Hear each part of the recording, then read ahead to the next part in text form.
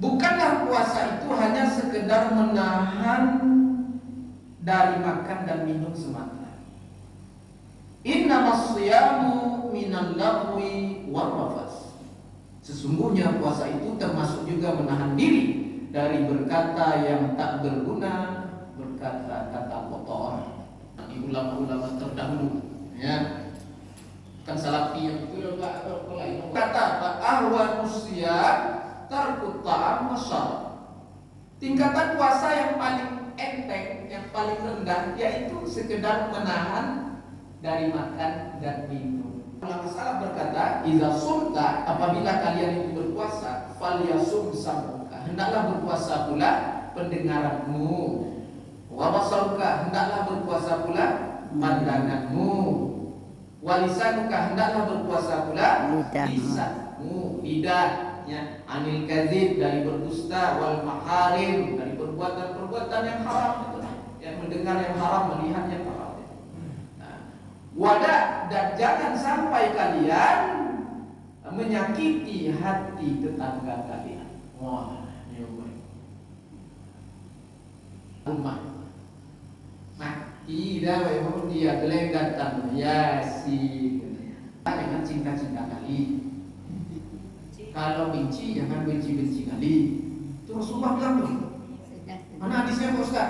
Riwayat Imam At-Tirmizi, hadis hasan.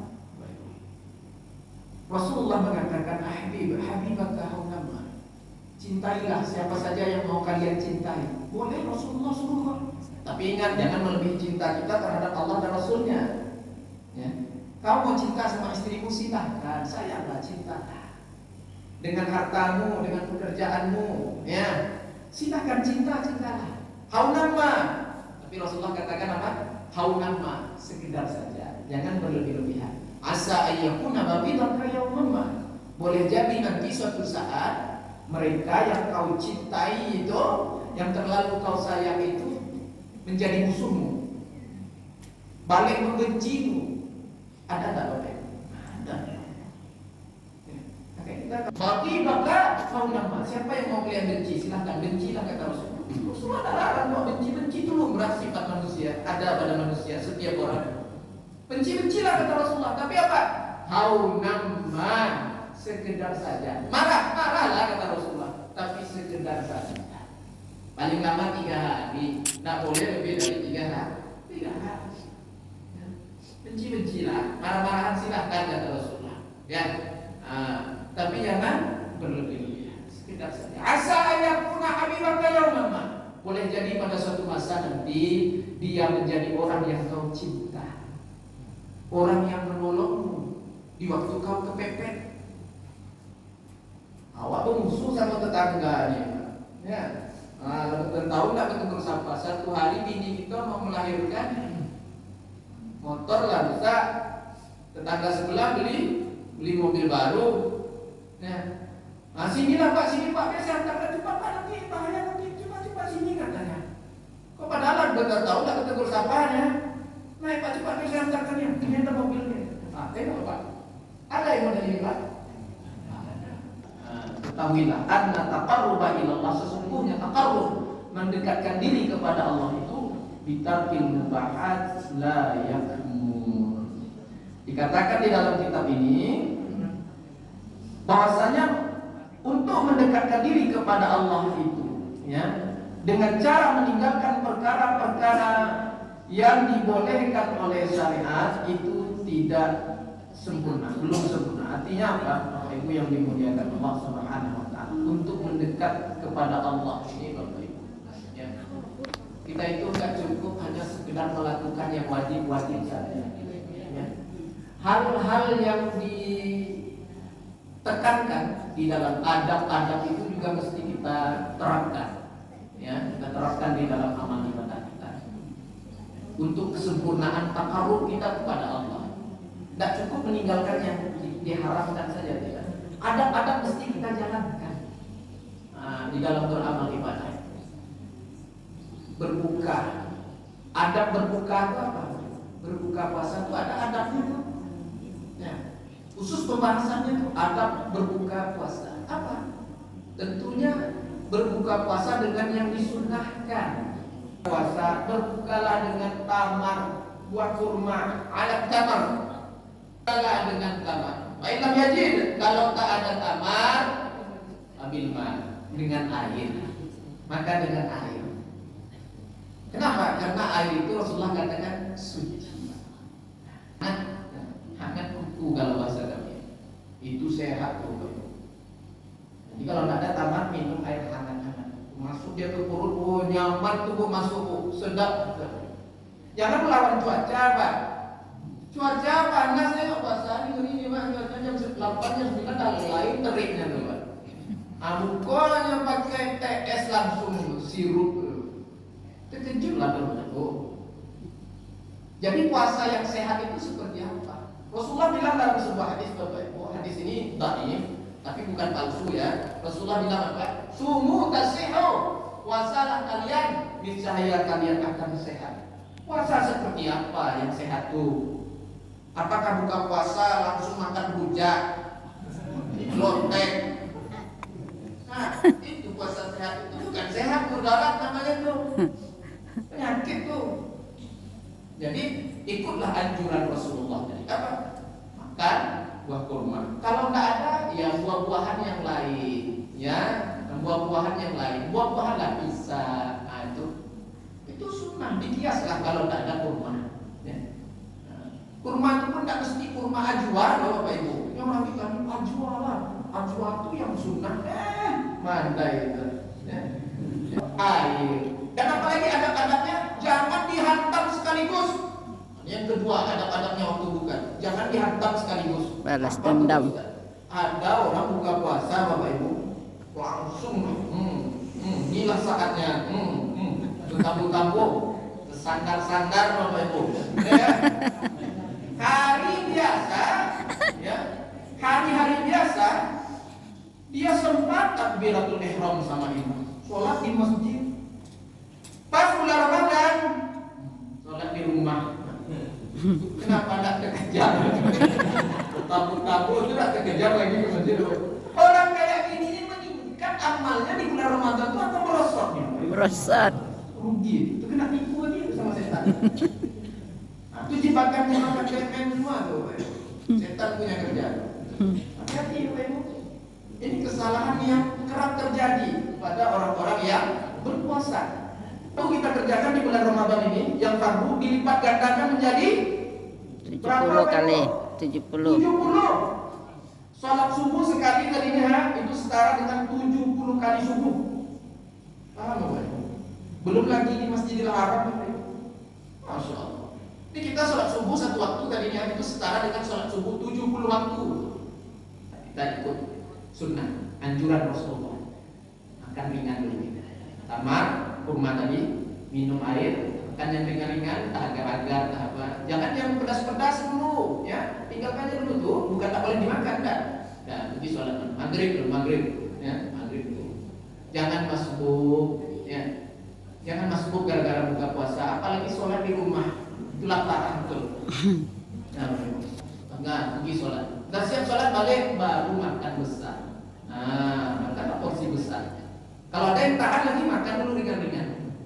Pergi sholat tarawih. Lah siap sholat tarawih baru makan besar. Nah ini jarang kita ketemu orang kayak gini. Ya.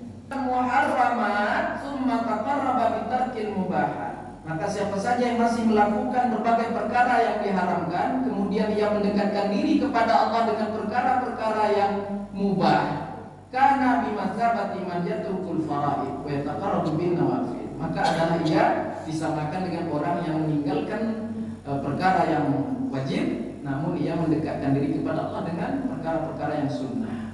Ini tidak, ya, tidak betul seperti ini. Jangan kita sibukkan diri kita dengan hal-hal yang sunnah, ya, sementara yang fardu yang wajib terabaikan. Sibuk puasa sunnah, sibuk kita Senin Kamis Ayyamul Bid, Senin Kamis Ayyamul Bid. Rupa-rupanya puasa Ramadan tahun kemarin banyak lagi belum dibayar, dipotong. Nih, di dalam beramal ibadah seharusnya mesti dia sibukkan dengan mengqadha yang wajib. Selesai yang wajib baru yang sunnah. Barengan mesti lunaskan dulu hutang yang wajib. Ya, nanti Bapak Ibu hadirin yang dimuliakan Allah. Jagalah sholat itu lagi, nanti tinggal lagi. Tapi yang waktu kita ya mada-mada dulu tuh, ya, itu banyak kita tinggalkan dengan sengaja, itu bukan kehusuan, bukan ada halangan-halangan itu, sengaja itu karena malas-malas kita kan, asal hari kita nggak peduli, itu wajib dipotong, nggak boleh dia sholat sunat orang-orang seperti itu. Ini kasus orang-orang yang seperti tadi itu, nggak boleh sholat sunat. Bahkan ulama menjelaskan di dalam masalah ini haram hukum sholat sunatnya itu, haram hukum sholat sunatnya itu. Kenapa? Karena dia masih banyak meninggalkan yang fardu, ya, sementara dia tidak mengqadhanya sama sekali. Dia sibuk sholat sunat. Orang yang puasa, as-shaimul ladzi la yusalli. Orang puasa enggak sholat. Ada Bapak Ibu? Ada. As-shaimul ladzi la yusalli. Orang puasa tapi enggak sholat. Gimana puasanya? Sah apa tak sah? Puasanya sah. Karena sholat hukum tersendiri, puasa hukum tersendiri, ya, nggak bisa dicampur-campurkan itu. Orang tak sholat, ya, tapi dia puasa, puasanya dihukumkan sah. Tapi di sini ulama menjelaskan kenapa dia meninggalkan sholat. Tentu ada pertanyaan yang kedua, kenapa dia nggak sholat? Dia puasa tapi nggak sholat, kenapa dia nggak sholat? Kan sama rukun, sama wajib. Maka jawabnya Bapak Ibu, para ulama menjelaskan kalau dia meninggalkan sholat itu dikarenakan ingkar dengan kewajiban sholat, kemudian dia berpuasa, maka tidak sah puasanya. Kenapa? Karena dia dah kafir ketika dia ingkar dengan kewajiban sholat. Kafir, orang kafir tidak sah puasa. Bapak Ibu. Tapi kalau dia meninggalkan sholat itu bukan karena ingkar, ya, bukan karena ingkar atas kewajiban sholat itu. Sumpah apa tuh? Dia mungkin malas kan? Malas dia tak mau sholat gitu. Malas, bukan ingkar dengan kewajiban, tapi malas. Cuai aja gitu ya.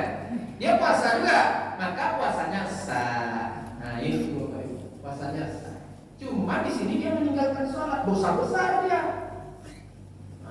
Melakukan dosa besar dia berarti wajib dia segera bertobat kepada Allah dan memotong sholat yang dia tinggalkan.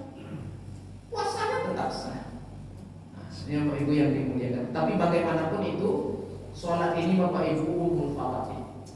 Ibu sekalian yang fardu, pokok ibadah. Jadi kalau sholat kita ini baik, Bapak Ibu, maka amal ibadah yang lain itu ikut menjadi baik. Ya. Kalau sholat kita rusak, amal ibadah yang lain itu dikhawatirkan ikut menjadi rusak, tidak sempurna. Jadi ibu umul fawatih. Ibu sekalian yang fardu itu yakni as-shalah, salat. Maka dikatakan dia a'zamu arkanil Islam. Salat itu adalah rukun Islam yang paling agung.